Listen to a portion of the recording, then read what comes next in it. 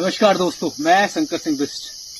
आप ये देख रहे हैं, ये एक फर्न है, इसका ये एक पत्ता है, इस तरीके का होता है ये बड़ा होके। और आप ये देख रहे हैं, अगर आप पहाड़ी क्षेत्रों से हैं तो आप इसको पहचानते होंगे।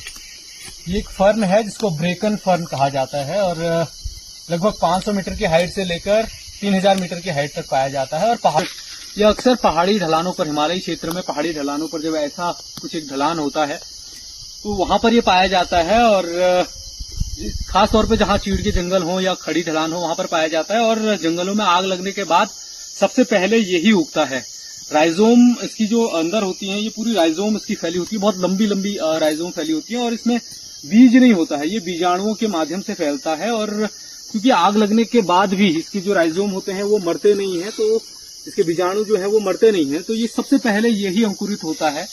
और पहाड़ में अक्सर इसकी सब्जी खाया करते हैं, जैसे ये नए कोपलें आती हैं तो इसकी सब्जी खाया करते हैं। और इसके एनवायरमेंटल वैल्यूज की बात करें तो आग लगने के बाद सबसे पहले अंकुरित यही होता है और मिट्टी को पकड़े रखने में एक खास भूमिका निभाता है। दूसरी, जब बारिश गिरती है तो सबसे पहले पानी को पकड़ने में इसकी पत्तियां जो हैं वो खास योगदान देती हैं। उसके बाद पानी को अंदर कंजर्व करने में, अंदर रिसाव करने में इसकी महत्वपूर्ण भूमिका होती है। फिर जो अन्य विशेषताएं हैं, जो एक माइक्रोक्लाइमेट बनाना हो या अन्य एक कुछ जो पादप हैं, जो स्थानीय स्तर पर जो जीवाणु रहते हैं उनको आवास प्रदान करना हो, उस तरीके की भूमिका भी इसकी रहती है।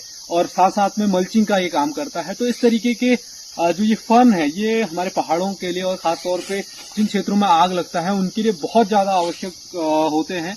तो हमको देखना है कि लगातार आग लगने के बाद इसकी प्रजातियां लगातार कम होती जा रही हैं, तो हमको इनको संरक्षित करके रखना है, आग नहीं लगानी है जंगलों में। बहुत बहुत धन्यवाद।